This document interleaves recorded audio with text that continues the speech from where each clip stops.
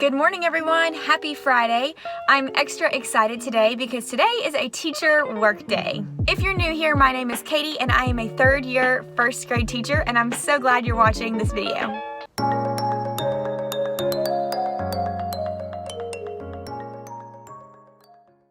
We don't get these very often in my district, or at least I don't feel like we do, because this is April 2nd and the last one we had was like the first day we came back in January. So it's really exciting just to get a day to work on some things in my classroom, and I have a pretty long to-do list.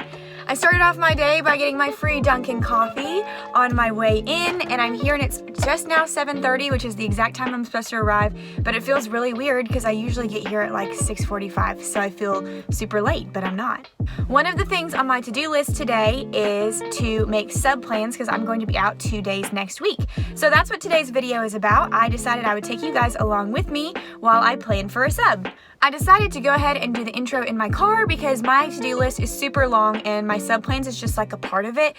So I have no idea what I'm going to do when I start and go in my room. So whenever I'm doing sub plans today, I'm going to pick you guys up and walk you through what I'm doing. So let's go on in and get started.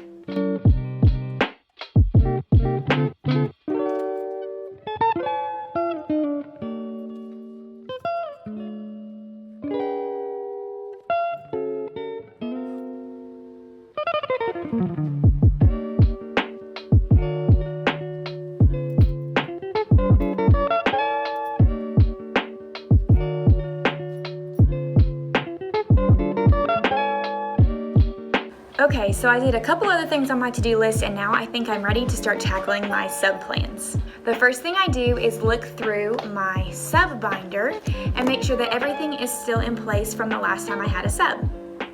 I keep my sub binder on my bookshelf with all of my binders. The spine is labeled so it's easy to find if I ever have an emergency sub day, but if I'm planning to have a sub day, I can just take it out and set it on the back table. I made my own sub binder because I have my little font that I like, and I was able to just put in the things that I felt like a sub would need. I kind of imagined that I was a sub and thought, what were the bare minimum things that I would need to know in a sub binder so I wouldn't be overwhelmed having to read through a bunch of things, but I could open it up and feel prepared. So let me show you what's inside.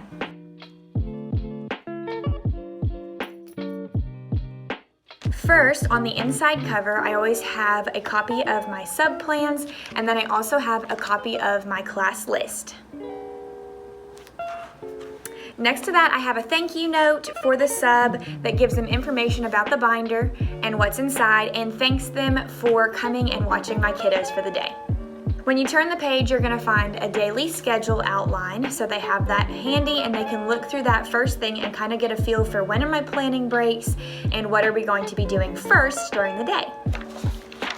Then I also have a page for my daily schedule that includes pullouts because I have a lot of students that go with contract tutors or go to speech or with our Title I teacher or with our EL teacher. So I have kids going everywhere all day. So I included that as part of my daily schedule because it's important for them to know when kids are going to be leaving the room. After my daily schedule, I have another copy of the class list. You can never have too many of these. This one's an extra that just stays in the binder all of the time, whereas the one on the front, they can take out and use around the classroom. After my class list, I have my classroom rules. This is where I put my behavior management plan that outlines our expectations in the classroom and shows them the clip chart that they are allowed to use during the day if they need to. Then I included my giant list of classroom procedures. I didn't include every single procedure, but just the ones that a sub would typically go through during the day. These are also outlined in vague detail in my sub plans. That way they don't have to come to the binder every time they reach a procedure, but this gives them all of the details, so if they get there early in the morning and they want to read through it, they'll feel prepared. After my class procedures, I have my emergency drills in the back, just in case they need any of those. And then I have a page with extra information such as the principal's name, the secretary's name, and the teacher next door in case they need anything. At the end, I have a form that they can fill out to provide me with feedback that they can leave for me. It says, how did the day go? They can list students who were hard workers, students who struggled, and then any other notes they have for me. So that's the gist of my sub binder. It's kind of exactly what I feel like the sub would need, and I made it and customized it so it worked for what I wanted to give my sub. After I go through my sub binder and make sure everything is good to go, I begin my plans.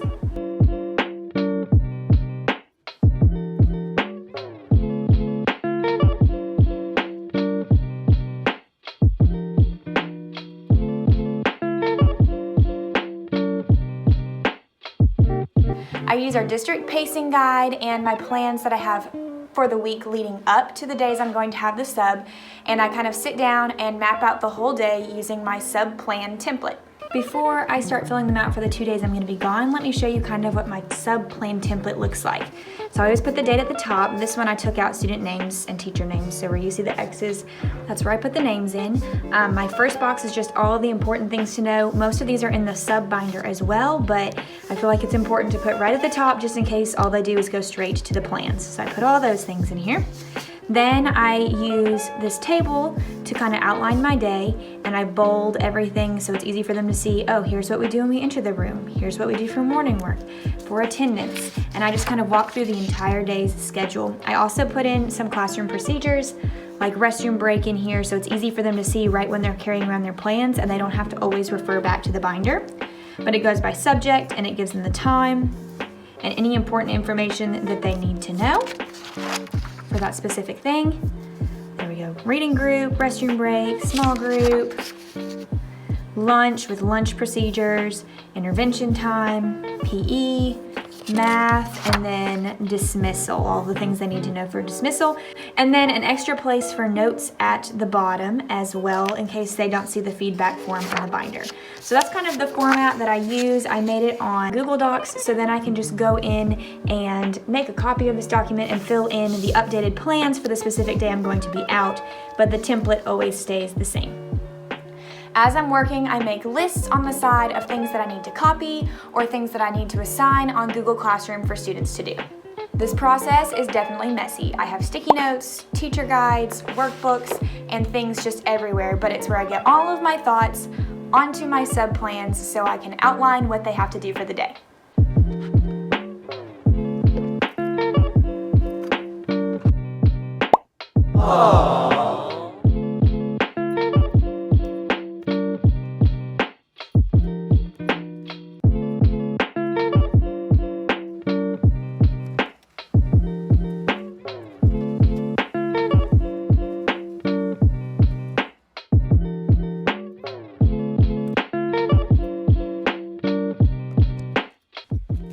The next thing I do once I've made my copies is I come back and pull up my plans and take out my stacks of papers.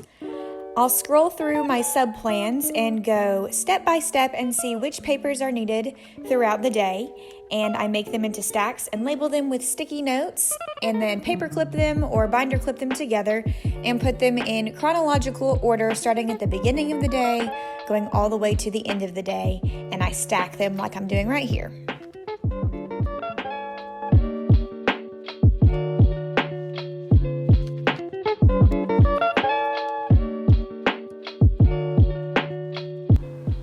Holding my hand here for privacy, but here's kind of what the final looks like. When they open the drawer, they'll be able to see all the materials they need labeled with the binder clips beneath, and then the sub plans are on the tippy top. All right, y'all, it is 2:17, and I don't know where all of the hours in the day went. I will be completely honest, my to-do list was way over ambitious for the day, but I did finish the sub plans and got a couple other things checked off, so at least I can say that was a win. I was a little all over the place while I was planning for my sub days today, and I don't know why, but I just could not get my brain together to focus. So I hope that the information I gave you was helpful and I didn't sound like a huge scatterbrain. But just to recap, these are the steps that I take just in case when I go back and edit this footage together, it looks like a hot mess, because right now I feel like all that planning was a hot mess. First thing I do is I fix my sub binder, make sure it is all up to date, and I made this at the beginning of the year and just keep it on my shelf ready to go. Second thing I do is I get on Google Docs and make a copy of my sub template, and I fill in the correct plans according to where we are in our pacing guide and what I want the sub to do on that specific day. Then step 3 is I go through and I make a list of everything that I need to copy or need to print to put in stacks for the sub plans for that day. Step 4, I go through and I put everything in stacks and use sticky notes to label them and paper clips and binder clips to clip them together. That way the stack goes in chronological order for the sub, and all they have to do is look at the plan page on top, and as they peel back the plans, it goes in order and has every paper they need right in those drawers that are behind me. The last thing I do is I go through and I just look through it all one more time and I read through the plans, make sure I didn't miss anything, and then I go woo woo because I finished, and it's really hard to plan for a sub. I'm sure a lot of you guys feel the same way. I don't know why, but it's just so much easier to be here than it is to plan for a sub day. And actually, I do know why. It's because we make so many decisions during the day and we have so much knowledge and information about our students that it seems so hard to cram all of that into just a couple pages for a guest to come in and be able to do what we do. It's pretty crazy. I have never been a substitute teacher before, but if you are subbing, shout out to you because your job is hard too, to come in and use what a teacher left and teach for a whole day. Like, kudos to you. Maybe one day I'll try it if I move somewhere new and I have to sub for a little bit, but y'all are amazing and teachers appreciate you. I'm gonna go ahead and close this video out now, and then I'm going to head home. Thank you so much for watching this video today. I hope it gave you some helpful ideas, or at least gave you a flow for how to start tackling sub plans. If you like this video, make sure you click like and subscribe below. I post new videos every week. Sorry if this one was a hot mess. Usually they're better, but I hope it was still helpful. So I'm gonna head out, and until next time, I'll see you guys later.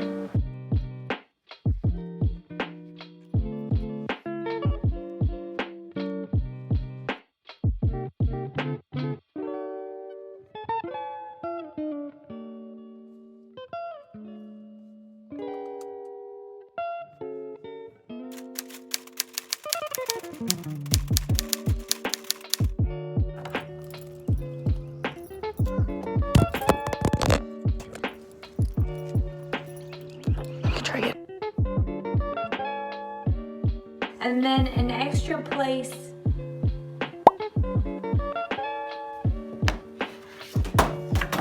Computer. These work. Okay. I'm struggling. I'm so struggling. I know I was a little all over the place planning for a sub